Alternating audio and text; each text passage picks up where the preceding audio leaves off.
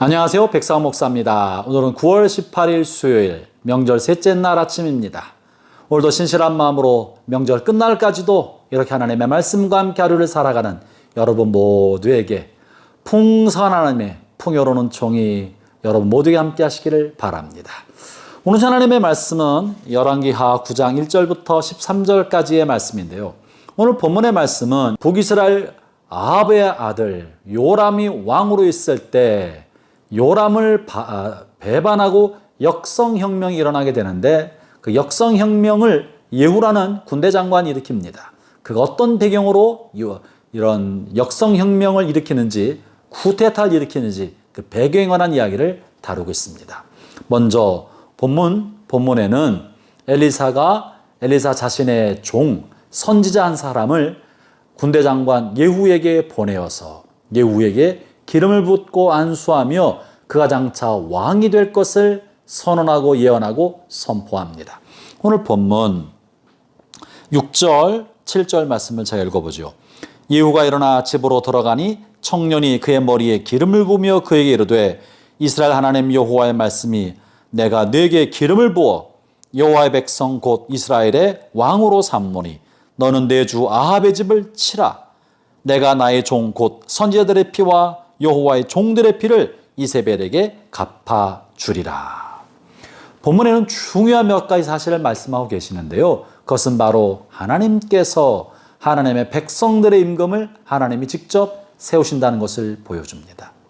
왕들이 스스로 일어나는 것처럼 보여도 하나님께서는 이 일에 간섭하시고 관여하셔서 하나님이 세우고자 하는 사람을 왕으로 세우고 왕으로 세운 그에게는 그 시대에 맞는 사명을 주시는데 오늘 예후는요 악한 사람입니다. 그가 모시고 있는 아합의 아들 요람만큼이나 악하고 또 권력에 대한 야망과 욕심이 많은 사람입니다. 이 사람이 선하고 믿음이 좋아서 하나님이 왕으로 세운 것이 아니라 이 악인의 폭정과 분노와 또 이 폭력성을 동원하여 또 악한 왕을 심판하기 위한 도구로 이 사람을 선택하여 쓰시는 것을 볼 수 있습니다. 무엇을 위해 그랬습니까? 아합의 집을 심판하기 위하여. 악한 임금 아합의 가문을 심판하기 위한 도구로 폭력적인 왕 이 예후를 왕으로 세우시겠다고 하시는 것입니다. 우리는 여기서 기억해야 될 게 있죠. 우리가 어떤 사람이 권력을 잡게 되거나 많은 돈을 얻게 되거나 떵떵거리는 명예를 얻게 되었을 때 그 사람이 하나님께서 그 사람을 축복해서 잘 됐다고 마그만 생각해서는 안 되는 것입니다.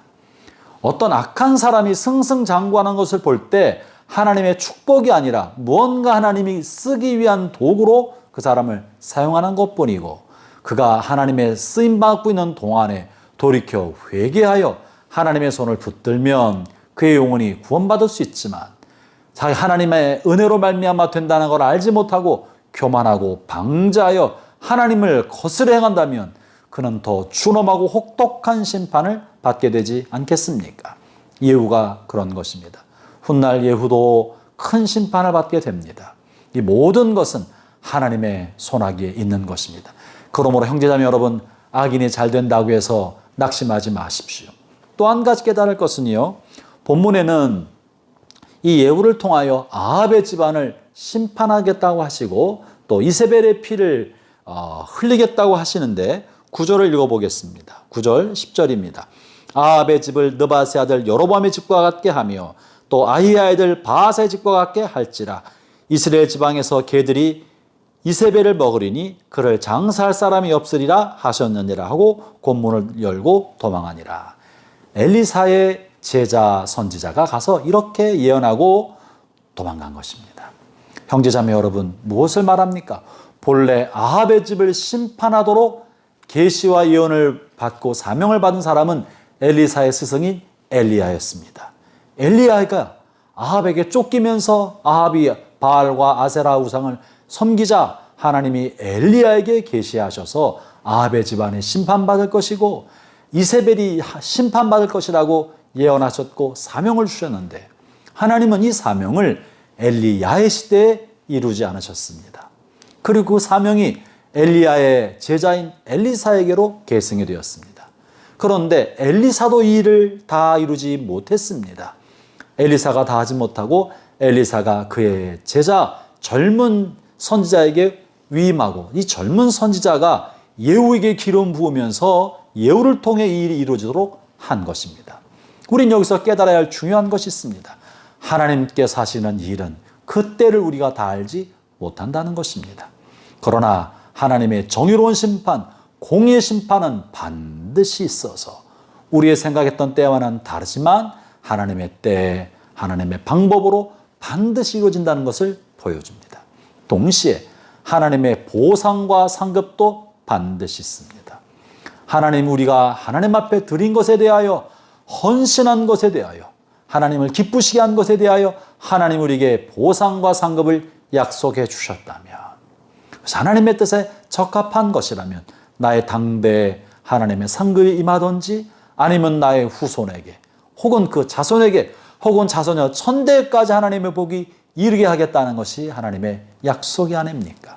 형제자매 여러분, 여러분을 향한 하나님의 은혜의 보상이 여러분 당대에 이루어지지 않아도 감사하십시오. 여러분의 후대에 하나님 갑절로 더해서 반드시 갚아 주십니다.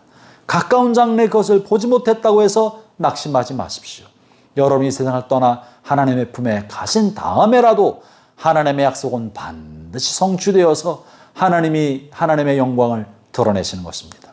또한 아울러 여러분을 아프게 하고 억울하게 하였지만 여러분이 그리스도의 고난을 생각하고 잘 참고 용서하고 복수하지 않았던 사람에 대하여 그가 회개하면 하나님께서 그를 돌이키고 은혜를 베풀어 주시지만 회개하지 않은 악인을 향해서도 여러분을 용서하고 마음에 품고 용납해 주면 하나님이 마침내 이것에 관해서도 보상하시고 악인은 악으로 갚으시고 의인은 상급으로 갚아 주시는 것입니다. 오늘 본문에 이처럼 시간이 걸리더라도 하나님의 뜻은 성취된다는 것, 하나님의 정의와 하나님의 사랑의 응답은 반드시 성취된다는 것을 말해주고 계십니다. 형제자매 여러분, 성경적인 매우 중요한 법칙이 있는데 심은 대로 거둔다는 것입니다. 심은 대로 반드시 거둡니다.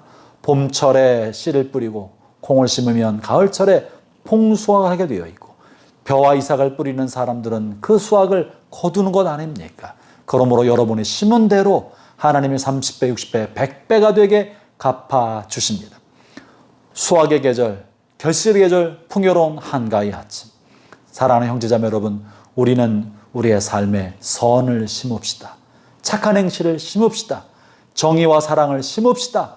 하나님을 위한 헌신의 씨앗을 심읍시다. 그러면 여러분의 당대나 여러분의 후대에게 그리고 그 후손여 천대에게까지라도 하나님은 반드시 갚으셔서 하나님의 사람이 억울하지 않도록 하시고 손해보지 않도록 해 주십니다.